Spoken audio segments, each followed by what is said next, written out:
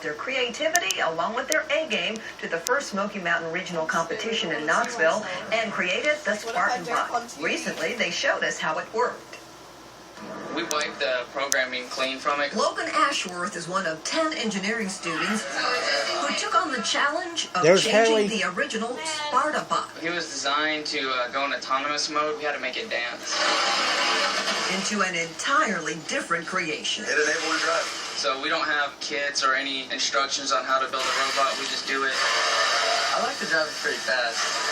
The Stratford team entered the 2013 First Robotics competition in January. Each year, First comes up with a new game. They give us a short animation on what the game's based off, and then they send us rules.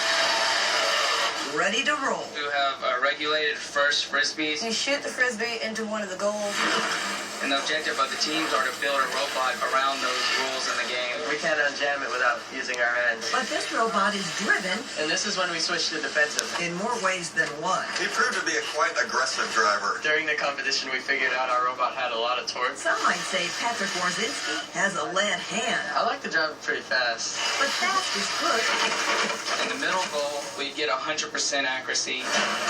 When you need to make your flying frisbees. The small one, count. we get about 75% accuracy. Late in the competition, we would only go for the middle goal just to get more points. In this practice session, I was going to be one of the feeders that fed the discs to the robot. Bryce Odom had a pretty important job. Stay hustle. Yeah, I used this pole to knock the frisbees and keep them from going over there. Teamwork is essential to a robotics competition. This is where they actually load the frisbees. So is having someone like Dan Stoft of Nissan in your corner. There's a lot of continuous improvement that happens throughout the competition, just like real life. We put a machine in at Nissan and they don't always go as planned, so we have to make incremental improvements also.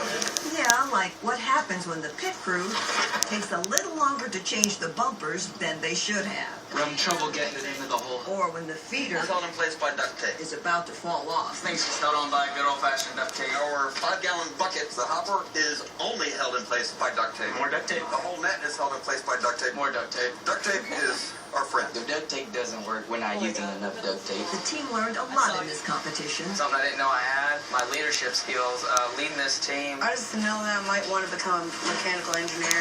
Putting stuff together, figuring out how to do it, working together to create it, basically. Frame, wires, wheels, and duct tape, of course, and more duct tape. And good news, the Stratford team Spartabot won the competition's highest seed rookie award, along with an award from a potential competing team who judged them as best rookies overall. By the way, a number of businesses, including Nissan, provided support for Team Spartabot. In other educational news, teachers in William